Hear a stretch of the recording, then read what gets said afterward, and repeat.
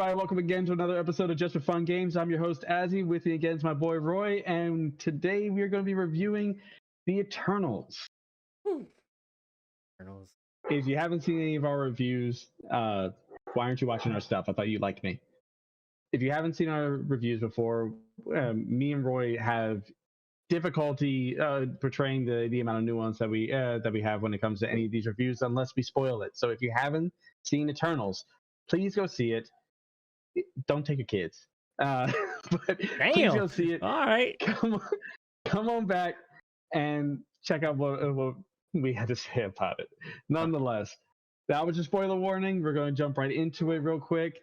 On the short end of it, I really enjoyed it. I feel like we gotta address the controversy that with this movie, because it kind of had a fraught start even before it came out, because you had a certain kind of person of the fragile masculine sense who see any injection of diversity as being too much or too far or too reaching, or female representation as being like too much or overdone or forced.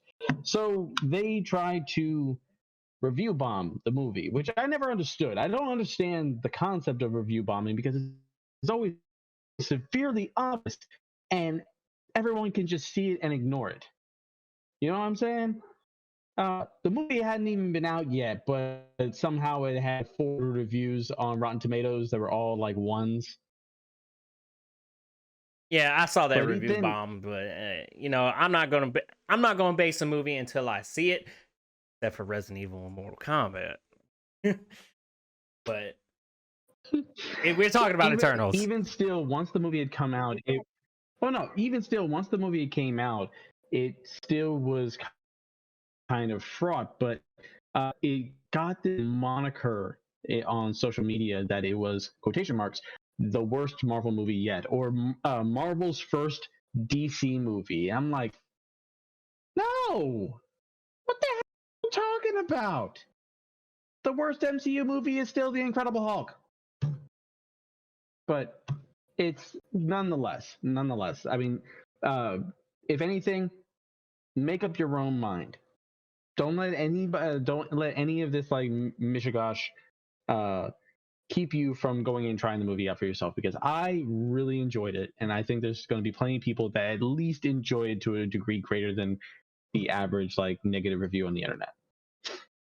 Yeah, I mean that's sort of reflected on Rotten Tomatoes right now. Anyway, like, remember, Rotten Tomatoes is just an aggregated score. It's not a be all end all review.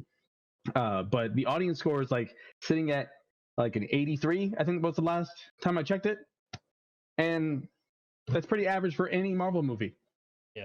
So, like, for me, I thought the movie was okay. Okay.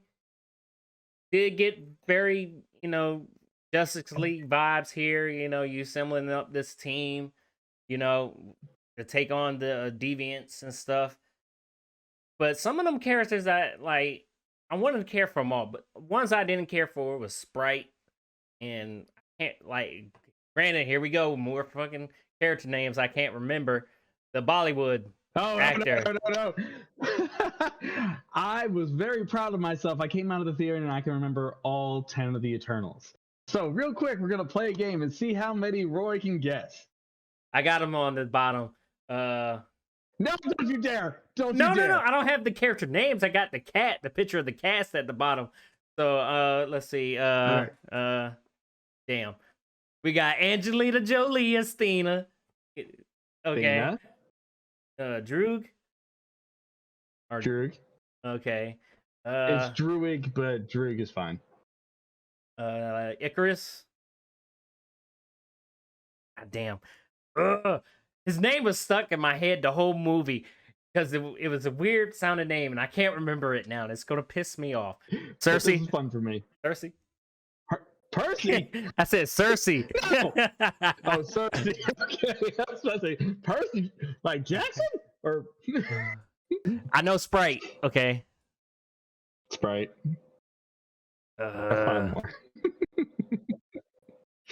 driving me crazy because I'm looking at him and then I'm looking at Salma Hayek's character and I'm like, I can't remember these names. I give up. I'm done. Got Ajax, Festos, Gilgamesh. Gilgamesh, that's what it was. Kingo and Makari. Yeah. Makari Anyway, was the speedster. anyway, we got off track. Review. Yes, I thought the movie was okay. It was okay. Not your this like when I said, this was the one movie I was more excited to see out of Phase 4. Mm-hmm. It was like I knew by looking at the trailers this was going to be a different vibe than any of the other Marvel movies. Like the whole, Earth's about to be, spoiler here, Earth's about to be destroyed because they're giving birth to a celestial. I was like, okay. Like my issue was with the Deviants. I felt like they didn't serve a purpose. So like at the end, especially at the end, where the Celestials made both the Eternals and the Deviants. At this point, hey, why wouldn't the Deviants team up with the Eternals? But I guess they still had a grudge. It felt like a callback to that like old children's book where it's like the old woman who kept swallowing things to catch the other things. It's like she swallowed the bird to catch the spider. She swallowed the spider to catch the fly. But I would say this. I feel like Marvel's been doing a really great job of bamboozling us with trailers. Even when you try to avoid the majority of the trailers, because like with Shang-Chi, I felt like we were inundated with fucking cuts of the trailers, and we're getting more things kind of spoiled for us before we got to see the movie, like more new footage and such. But they do a really great job at, apart from like the recent Spider-Man movie, editing their trailers, so we really don't know what the plot is going to be despite how much they show us. And I feel like they did a really great job of bamboozling us with the Eternals, because you went into that with many expectations. Like the notion that Salma Hayek's character Ajax was dead very early into the freaking movie. I was like, but wait, she's supposed to be in a cowboy hat, like espousing about the plot. It's like, what's going on? Yeah. It utilizes it's just like you said. It's very different, and I felt like it did a really great job of layering the thematic of flying back into time to then roll back towards the end to show us what actually happened when like the big twist comes in. It's like, because they made that a consistent thematic of each time we kind of like met an Eternal, we got a view of them from the past. These are godlike beings that subtly shape certain things about human culture, while at the same time, trying to remain as anonymous as possible. But I definitely do agree. Like there was the main deviant, which is the only name that I can't remember, felt unnecessary.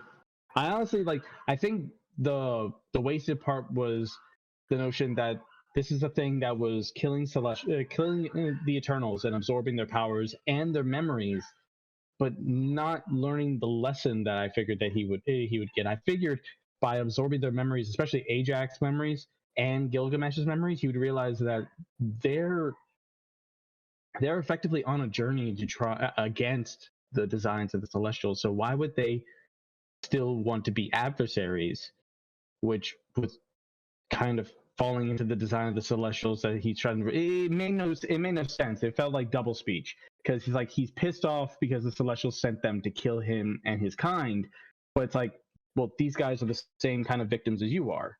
Hold on. I do want to say it kind of reminded me when they were doing the flashback stuff. I got the impression of Watchmen, how they did it. Like every character had something in the past they wanted to tell, or they were remembering. Yeah, you know what I would say? Yeah. I would say the movie, like, because you compared it to Justice League, which is insulting. But I would say it's Zack Snyder's Justice League. Insulting. So I would say it's more like Watchmen. Yeah, yeah. I knew going in that with 10 characters, there were plenty of them that weren't going to survive. Um, I what I enjoy is what I really enjoyed about it is like if we were to break it down by the individual characters. You brought up Thena as like the first character when I was making you guess, and I wanted to talk about her because if she was done wrong, then people were going to and there were going to be complaints about uh making a character that should be strong this fragile thing that needs to be protected. But she's fragile and she needs to be protected not because she isn't strong, but because she is strong but losing herself. And it opens up the possibilities for new explanations or reevaluations of previous things that we accepted as fact. Now, by the like, this is a tiny tangent, but when I heard about this, it's like holy shit. Thena is the character who is referred to as the goddess of war, and she can manifest weapons from celestial energy. Massive fighter. She has a illness where she Mad weary. gets lost. Yes, where she gets lost in her own memories and starts attacking people, and something that can't be cured. It's confirmed that by the end of the movie, by his own brother, that Thanos is an Eternal. It's possible he had a semblance of that illness or impairment, and could see or have memories of the destruction wrought by the Eternals in their reproduction and the mission of the Eternals. And rather than figuring out the like acting on those thoughts and memories, he came up with a solution in order to save the universe. Yep. Kill the half of the populations of whatever planet he's on, because that does save the other half. And then like the theory goes is that he justified it under the notion of like the environment and resources and whatnot, which a lot of people don't think is kind of bulk because it doesn't actually solve the problem that he says he's trying to solve. But if the actual reason that became his mission, that he was doing it, was to prevent Celestials from being born and killing everyone else on the planet, then it makes sense. Like, because remember when he was talking about his mission, Nebula asked him what happens if you actually accomplish your mission. He's like, oh well, I'm gonna retire, and then the next time somebody else will take up the mission, and like my job will be done. There'll always be someone else. I am inevitable. That whole thing. So yeah, his idea was that this was going to be something that somebody would just, once it got to a certain point, like, which in effect would prevent Celestials from being born and prevent entire planets from being destroyed. So planets full of intelligent life. So I thought that was really cool. And using Thena as a vehicle to introduce that element was really fun. Not to mention, she was so badass. Oh yeah. She was actually like my favorite of the Eternals. Yeah, which I'm kind of disappointed. Like, not to say the other Eternals weren't bad or anything. Like Angelina Jolie being the big name that she is, she got kind of like downplayed in this movie. There wasn't like they left the main spotlights for Cersei, Icarus, Sprite, and Ajax to an extent, just because while Salma Hayek wasn't in the movie that much, her presence was still felt throughout the entire thing. Yeah. And they're always going to have a focus like that. Again, talking about how the trailers bamboozle people, and not to mention his power set, Druig being the Eternal with the power to control human minds. Everyone saw those trailers and thought he was going to be the bad guy. They thought he was going to be the traitor. Wrong. No, it's Soldier Boy. Soldier Boy, how'd you feel about that turn? Rob Stark. No. Wouldn't it have been great casting if what's her face who played Arya was Sprite in this movie? Yeah, nah. I don't need a Game of Thrones reunion.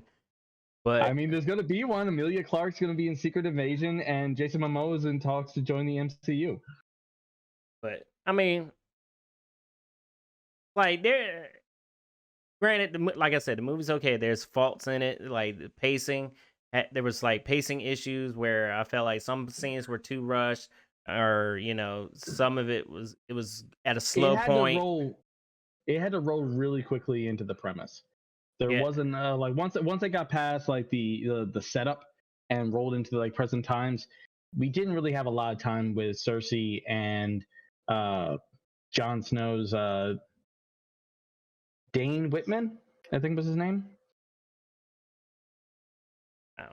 I thought you were checking. Oh no, my phone went off. I forgot to put it on the servo.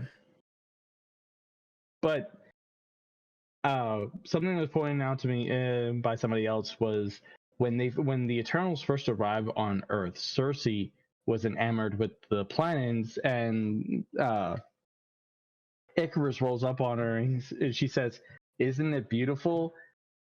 And he's like, "Hi, I'm Icarus."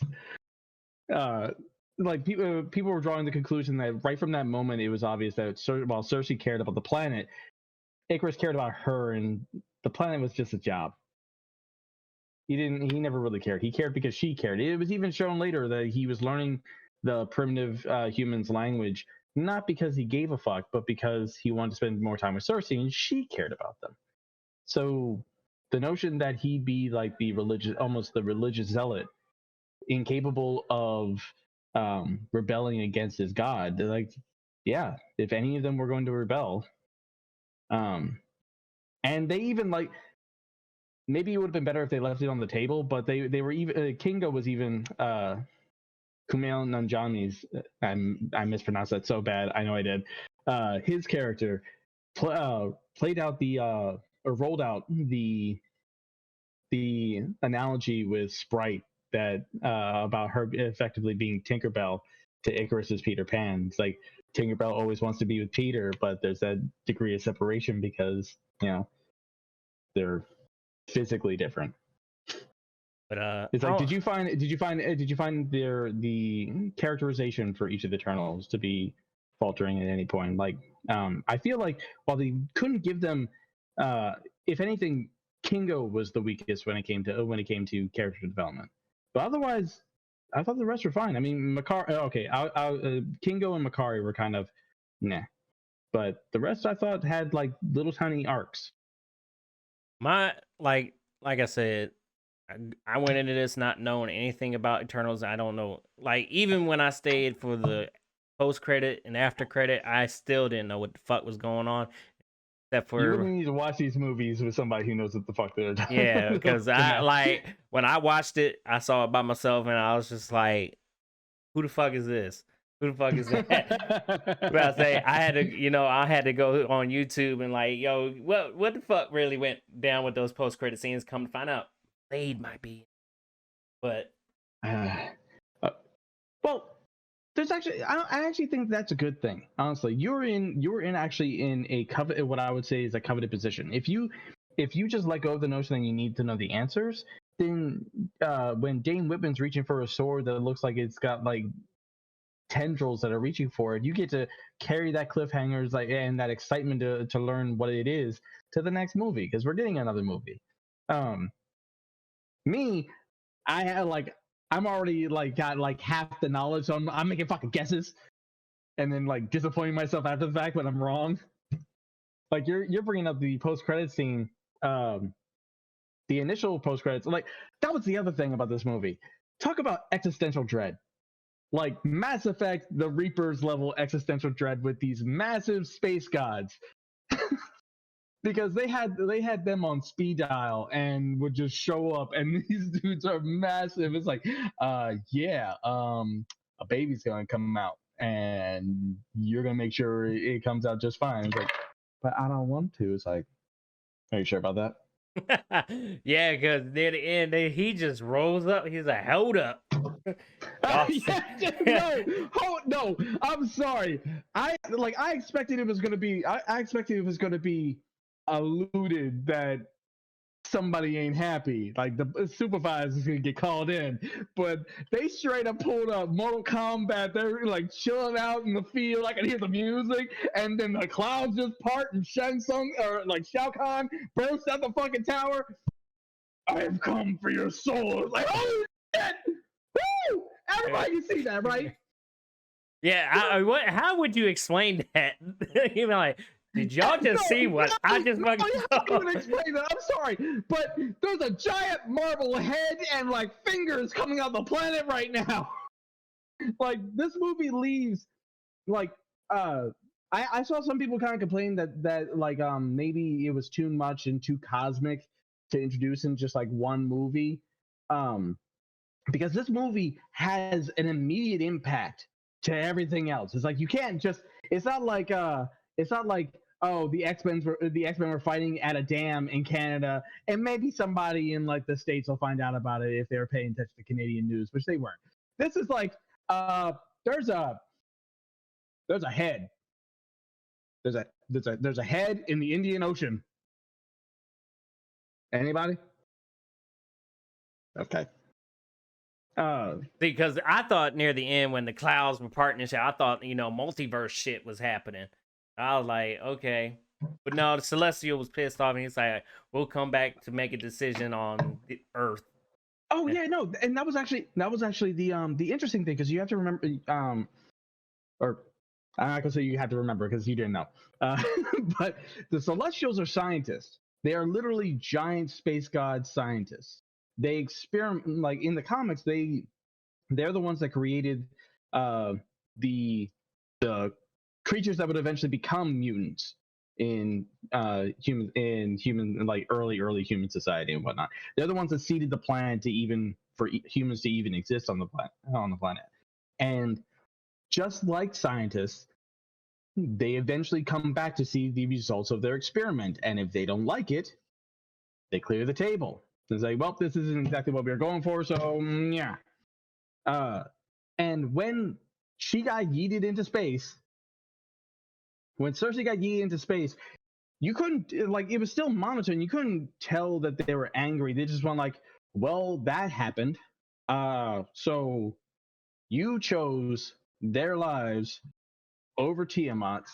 So we're going to determine whether or not they're worthy based on your memories, and I will return with the results. Gone. Black hole, gone. It's just. I don't know. I'm about to say, is the Black Knight gonna fight a Celestial?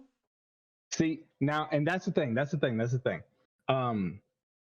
I knew Dane Whitman was the Black Knight, and just like with the Eternals, I have cursory knowledge of the Black Knight. What you gotta know is that the Black Knight wields a blade called the Ebony Blade, and it effectively makes him Thor levels of strong. The downside is that it causes the person, like the moment it brings out their inner darkness, and the moment it's essentially like grasping it, they're immediately falling to the dark side of the Force. If they feed into it, like if they kill anything with it, then it becomes a much stronger pull and tug, and the chances that you're going to put it down at that point would only be after you died. But I'm thinking that they're going to be especially with Venom being rolled into the MCU. There is a big cosmic being that is essentially just like the embodiment of darkness that is related to the symbiotes and has a sword that's going to probably make an appearance in the next Thor movie. This is a creature that, you remember in the Guardians of the Galaxy, nowhere is a city inside of a severed celestial head. This is the guy who cut that head off. And the MCU likes to like blend certain things, and the way that sword had tendrils that were kind of reaching out, it almost seemed like a symbiote. So I'm wondering if they're going to be meshing those two things or something along those lines. But when I saw that scene, first off, my emotions were on haywire, and there were people that had said shit that just fed into my brain. The people next to me thought the voice was from Nick Fury. I was like, that was Nick Fury! And this is like days after pictures of Nick Fury in his next movie with like the beard came out, so it was on my mind. But then I actually thought it sounded like Uatu the Watcher. I was like, oh, the Watcher's getting involved. Woo! I got all excited, only to get outside, and apparently at that time, only the director confirmed that it was Mahershala Ali and it was Blade. And I spent the entire ride home feeling so guilty. It's like, motherfucker, not all black voices sound the same. Why didn't I get that? Oh, Like, I like I said, I didn't know any of these characters. I didn't like me even bringing up the Black Knight. I had to look that up. I was like, who the hell is this guy? What is Jon Snow becoming? Is he actually going to be Jon Snow in the fucking MCU? Well, yeah, the Black Knight's still a good guy. He's that guy who has to struggle against darker impulses and vicious aggression. But I just didn't understand. For one, I don't know, like if they blend the ebony blade with this other weapon, the one that cut off the head of a celestial, then I could kind of understand the notion of why Dane Whitman would think taking up this sword would help him chase down a space god. But otherwise, like, Black Knight doesn't really go into space without help. What's he gonna do? And why is Blade trying to stop him? That was the other thing that I was curious about. Like, if it was Watch the Watcher, I figured it's like, oh, well, this must be some kind of like massive mistake. But it's Blade. I read somewhere that they have teamed up before.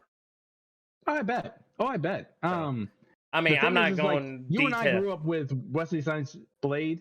Hold up, man. I still remember. We'll get to it at some other point in time. We're still talking about Eternals, but I do remember the episode where Spider-Man and Blade teamed up to take on Morbius.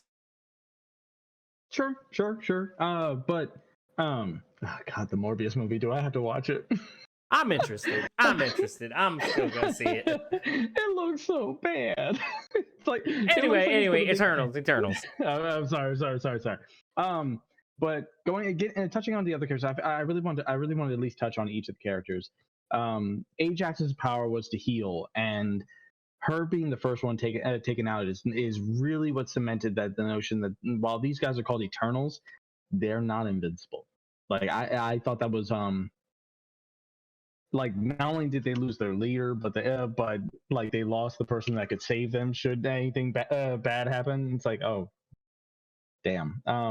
I thought Salma Hayek did a pretty good job with the scenes that she was able to get, like, because even despite being the leader and despite being the only one who knew the truth from the jump, she could tell that something was different at this point, and was trying to like ease everybody into the notion of trying to be more than just robots. End of the day, what would you give it? Okay.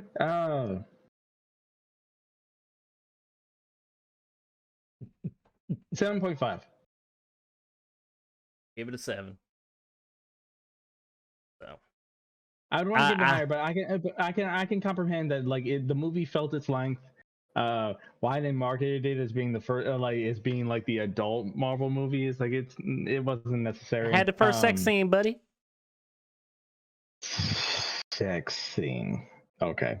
But I give him props. Because you had me from the very beginning.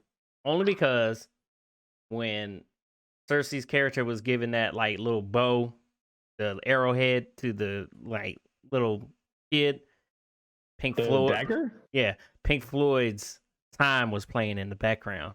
I was like, oh, it's so weird to hear Pink Floyd music, especially in this context. I'm like, yeah, I can dig it. I'm like, I'm in. No,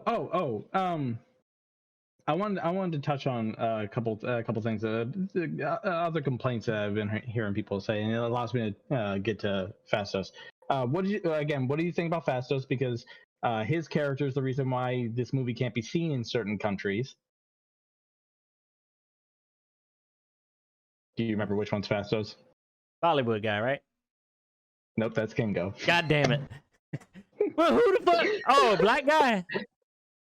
Yes, with the husband. grow the fuck up. I mean, goddamn, we're in the point age. If you can't get over the gay stuff, like I was literally anticipating the scene where they kissed. I was waiting for somebody to go, ooh. I was like, okay, we finally. In the theater? Yeah. I mean, yeah, you in North Carolina, so you probably would hear it. Yeah, so I'm actually surprised nobody went, ugh. They probably said it in the back of their head, like, but. Nah, Fastos, like, first thing we see them once they've really started to establish themselves, and he's immediately wanting to give people a steam engine, and Ajax is trying to like pull him back because we can't like curtail their evolution. That'll affect how they develop. But then later on in the movie, we get to see him, and he's hoisted the responsibility of all the deaths of the people at Hiroshima on himself because of his poking and prodding to advance human technology. So then you take that guy, because I saw this complaint, like a content creator that I really like, a very harsh critic. He was very negative on Eternals, and one of his complaints was he didn't understand why Fastos didn't immediately join the group in order to save the world. Like this movie had like an element of a road trip because it was kind of like bringing the Eternals back together again. And when they got to Fastos, he has a husband, he has a son. You find like we get a look at how he was, like where his emotional state was, and why he withdrew himself at Hiroshima, and he was like, yeah, and Fastos' initial impression is like, okay, you guys can go ahead and try and save the world. I'm going to stay with my family. I'm not about that anymore. I'm all about this. And he was like, yeah, but if the world is destroyed, then that'll kill your family too, man. So why aren't you thinking about the bigger picture? It's like, it's easy when you're watching the movie from the outside to have the air of hindsight or to be able to think about things calmly, but think about the emotional state of this character. They came to him and told him, hey, by the way, you're a robot. The home world you thought of doesn't exist, and you're complicit in the deaths of countless worlds because this isn't your first freaking job. So would you come with us to help save this world? It's like, this is the same guy who was crying over all the people that were killed in 2 cities, and they just dropped on him that he was implicit in the deaths of billions. So he retreated to the tiny corner of his world where he feels safe and comfortable. That sounds the most human of reaction of any of the characters in the entire freaking movie. Are you a bit worried that that executives are going to see this as a failed experiment and decide to keep? Because the main I love how the people that are negative on this movie want it both ways. They're the same people that you would expect to say that most Marvel movies feel the same, but then this is a movie that experimented with doing something differently, and they don't like this neither. Well, granted, you had 10 characters from the jump. We didn't get. Oh yeah, it was going to be hard. Yeah, it's going to be so hard. we didn't get to see most of them all fleshed out, and we lost 3. So that leaves us with 7 left. What else we lose? Okay. Ajax died at the beginning. Okay. Gilgamesh sacrificed himself for Thea. Sprite was turned into a human and is out of the picture. She does not have powers. She is out of the picture. Okay. Well, and Icarus flew into the damn sun. Like fucking... Icarus died like Icarus. The throwaway joke about how Sprite made up that story just to fuck with him, and he eats himself into the sun. He dies by flying too close to the sun. I'm sorry. I know it's cheesy, but I loved it. But yeah, I mean, now you got rid of most of the cast right there. I think it'd be a lot easier to do another one, but if judging by the success of this one, who's gonna come back for another? I doubt Chloe Zhao is gonna come back. Like she's gonna move on to bigger things. Yeah, she doesn't have to. Yeah, granted. I mean, it depends because she was the one. Like they came to her to do a different movie. She said no, and she approached Marvel with her script for the Eternals. So maybe At least maybe for a sequel like this. She might take to this like James Gunn took to Guardians of the Galaxy. So who knows? I mean, granted, I do like the way she shot this film. It's a beautiful movie. Like in the beginning, it's a bit dark.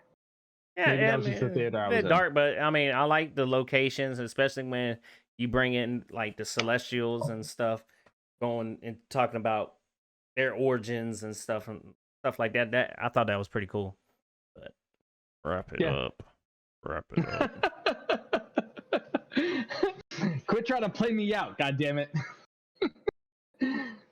Anyway, that's going to be it for us. What did you think about the Eternals? Drop a comment down below. Hit the like button. Subscribe. All the digitally do's. And we will see you at the next video. Thank you so much for watching. Peace. Deuces. One burger with four slices. Sorry, we can't do that. Just put 4 slices of cheese on a burger. We can't do that. There's no button. Who the fuck is this we, man?